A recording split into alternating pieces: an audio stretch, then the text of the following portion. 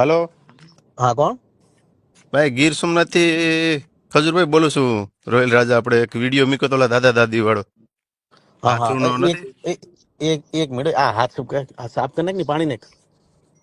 Hello hello. હા હા હા હા હા, બોલો બોલો બોલો. હા હા, ઓલો બોલ હમણાં બોલ વિડીયો રોહિત. મેં 20 મૂક્યો તો એક આપણે હાથું ને ખબર છે તમે જોયું હોય તો ગીર સોમનાથ થી ગુંદાળા ગામનો. હા હા, તો આપણે ઓલા ઓલા રક્તપિત્ત વાળા દાદા દાદી. હા હા હા, રક્તપિત વાળા દાદા દાદી. હા હા હા, તો એ તો એ કાલ તો આવું જ છું ને હું. હા, એટલે તમે કઈ આવો?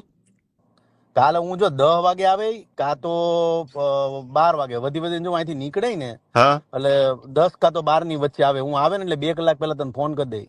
એવું છે તો મને આ નંબરમાં મારા આ નંબર છે મારા, આમ જ મને હા ફોન કરજો કારણ કે એ વિડીયોમાં છે ને મેં મારા ઘરવાળીનો નંબર આપેલો છે. હા. ને એક ખજૂરભાઈ તમને એક વાત કરું છું, મારી એક ભૂલ થઈ છે તમારા વિશે.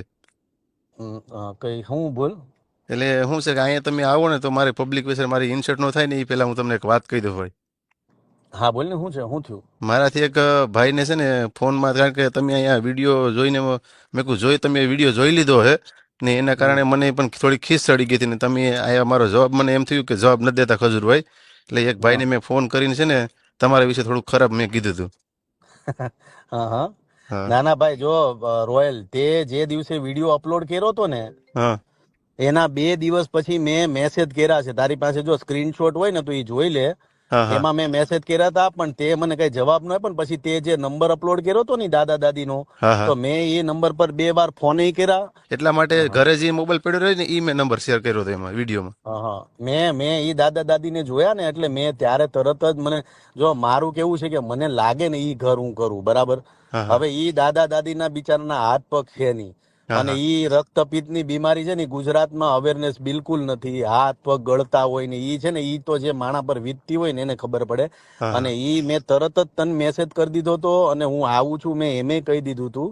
હા એટલે હા. ઈ મેં ત્યારે મેસેજ કરી દીધો હતો. એટલે તે હું કીધું, મતલબ હું વિડીયો કોલ, આમાં ઓડિયો કોલમાં હું વાત કરી તે.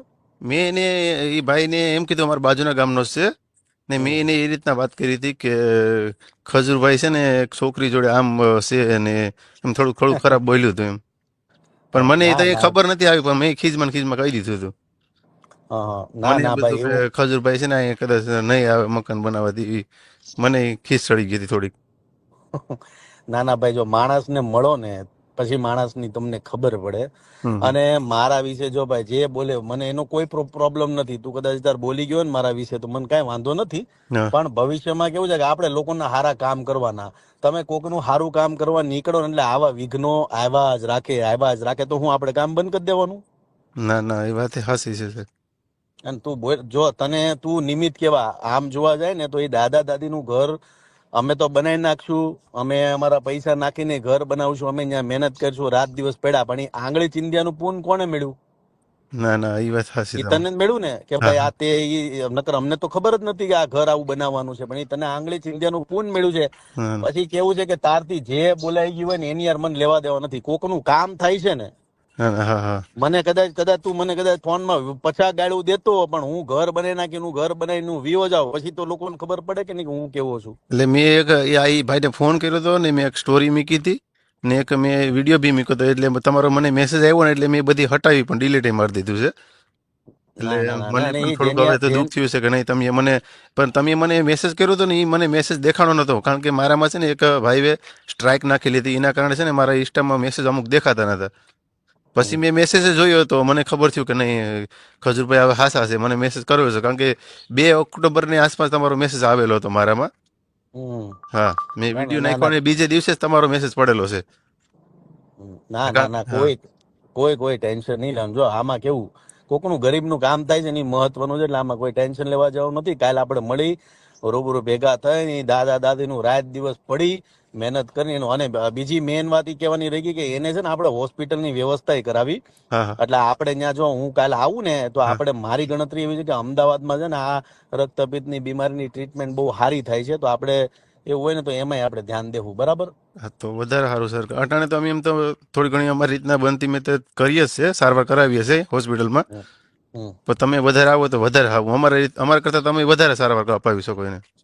ના ના, કાંઈ નહીં કાંઈ નહીં. કાલે હું આવું ને, કાલે રૂબરૂ ભેગા થઈને મળી. ચિંતા કરવા જેવું મેં નથી, હો ભાઈ. આજે કીધું કે સાહેબ કઈ મનમાં લેતા નહીં હો, થોડુંક મારાથી ભૂલ થઈ ગયું, માફી માંગુ તમારાથી.